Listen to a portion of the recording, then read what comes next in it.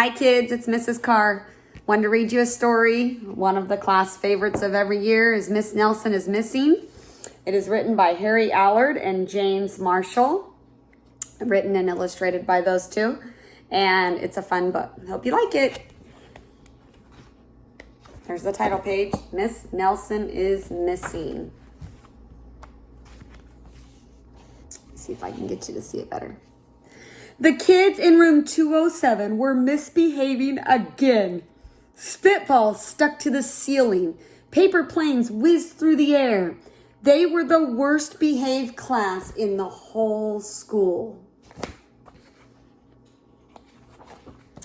Now settle down, said Miss Nelson in a sweet voice. But the class would not settle down. They whispered and giggled. They squirmed and made faces. They were even rude during story hour. And they always refused to do their lessons. Something will have to be done, said Miss Nelson. The next morning, Miss Nelson did not come to school. Wow, yelled the kids, now we can really act up. They began to make more spitballs and paper planes. Today, let's just be terrible. Not so fast, hissed an unpleasant voice.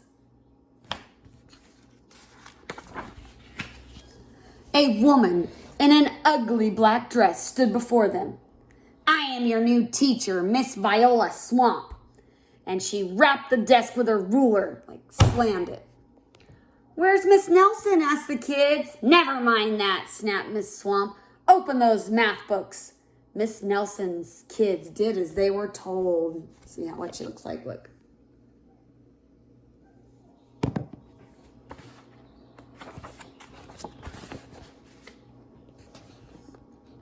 They could see that Miss Swamp was a real witch.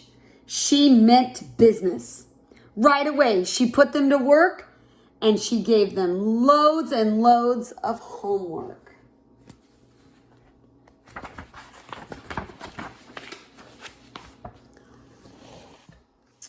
We'll have no story time hour today, said Miss Swamp.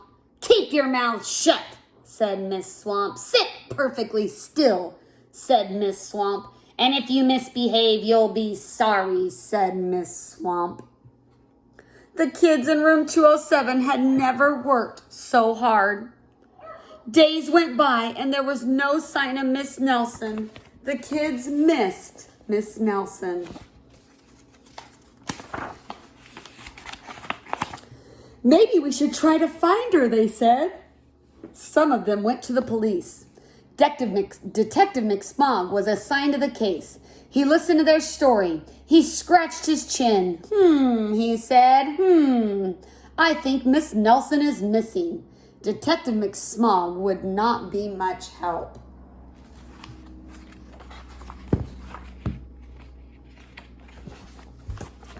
Other kids went to Miss Nelson's house.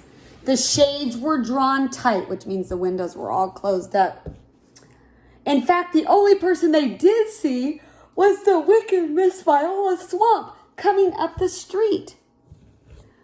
If she sees us, she'll give us more homework. They got away just in time.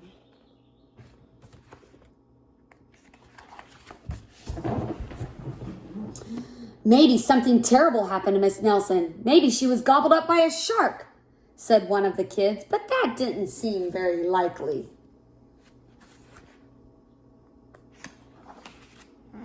Maybe Miss Nelson went to Mars, said another kid. But that didn't seem likely either. I know, exclaimed one know-it-all. Maybe Miss Nelson's car was carried off by a swarm of angry butterflies. But that was the least likely of all.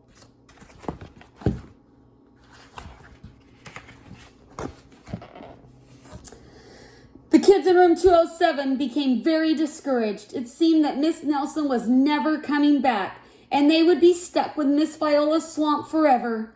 They heard footsteps in the hall. Here comes the witch, they whispered. Hello, children, someone said in a sweet voice.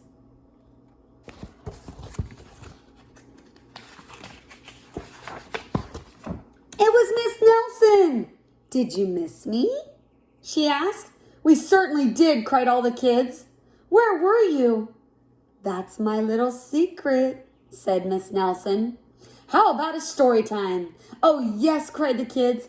Miss Nelson noticed that during story time, no one was rude or silly. What brought about this lovely change, she asked. That's our little secret, said the kids. Now pay attention to this part. Listen. Back home, Miss Nelson took off her coat and hung it in the closet right next to an ugly black dress. When it was time for bed, she sang a little song. I'll never tell, she said to herself with a smile. P.S. Detective McSmog is working on a new case. He is now looking for Miss Viola Swamp. So do you know who Miss Viola Swamp was? If you said that it was Miss Nelson, you are right. She hung it up next to the ugly black dress in her closet, which means she was dressed up the whole time being Miss Nelson and acting different to make the kids learn and behave better. So I hope you enjoyed it. Bye, kids.